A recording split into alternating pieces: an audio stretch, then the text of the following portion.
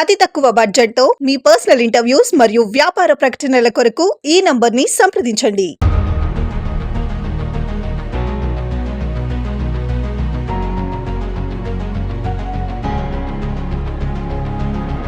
సహజీవనం ఇది ఎక్కువగా పాశ్చాత్య దేశాలలో కనిపిస్తుంది. కానీ ఒక దశాబ్ద కాలంగా భారతదేశంలో కూడా ఈ ధోరణి ఎక్కువ అయింది. అదే స్థాయిలో విడాకులు తీసుకొచ్చిన వారి సంఖ్య కూడా పెరుగుతోంది. బిజీ లైఫ్ స్టైల్, సహనం లేకపోవడం వంటి కారణాలతో ప్రస్తుత కాలంలో పెళ్లి బంధానికి భార్యాభర్తలు విలువ ఇవ్వట్లేదు. ఈ నేపథ్యంలో వివాహ నిబంధనలతో పాటు సహజీవన సంబంధాలను క్రమబద్ధీకరించటం అవసరమని బీజేపీ పాలిత ఉత్తరాఖండ్ ప్రభుత్వం భావించింది.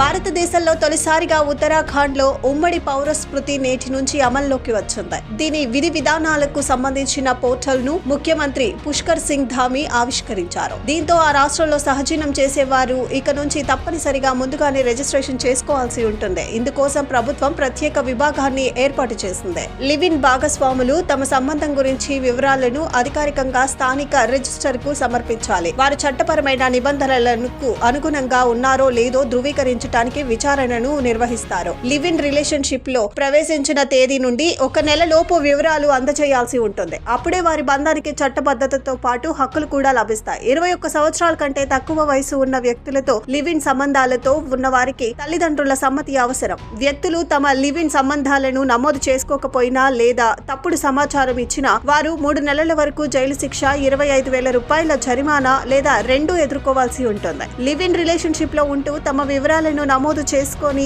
జంటలకు ఇళ్లను అద్దెకు ఇస్తున్న భవన యజమానులపై కూడా చర్యలు తీసుకునే వీలు ఈ కొత్త చట్టం కల్పిస్తోంది. లివ్ ఇన్ రిలేషన్షిప్ నుంచి మహిళను పంపేస్తే ఆమె భరణం కోరవచ్చు. అటువంటి జంటల వివరాలను తల్లిదండ్రులకు అధికారులు తెలియజేస్తారు.